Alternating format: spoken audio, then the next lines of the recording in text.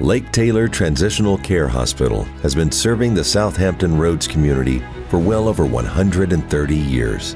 Originally called the Norfolk Alms House, the hospital's roots go back to the 1890s, when the city of Norfolk realized the need to have a healthcare facility where its impoverished citizens could go for medical attention. That facility was originally located on another side of Norfolk and served the healthcare needs for the poor and homeless. In the late 1890s, the Alms House was moved to Princess Anne County to serve the growing needs of the population it served. This building where we're sitting now was opened in the 1950s.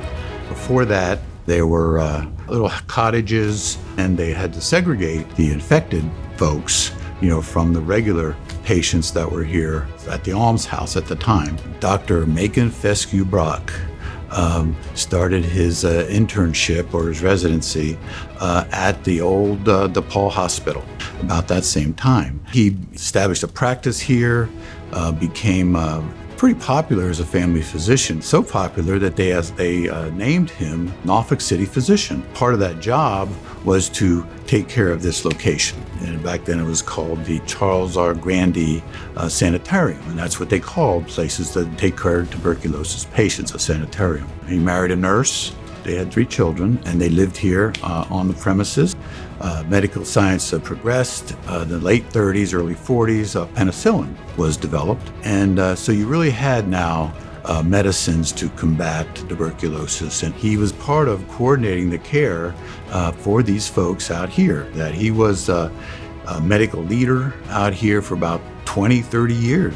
So you had a mission-driven facility, a mission-driven leader leading the facility, because they took tuberculosis patients when no one else would. They took Spanish flu patients, ventilator-dependent patients, HIV-positive patients at this location. And even now, today, we are mission-driven, and we offer critical care. We take care of pediatrics. We take care of patients right out of the hospital, ready to go home.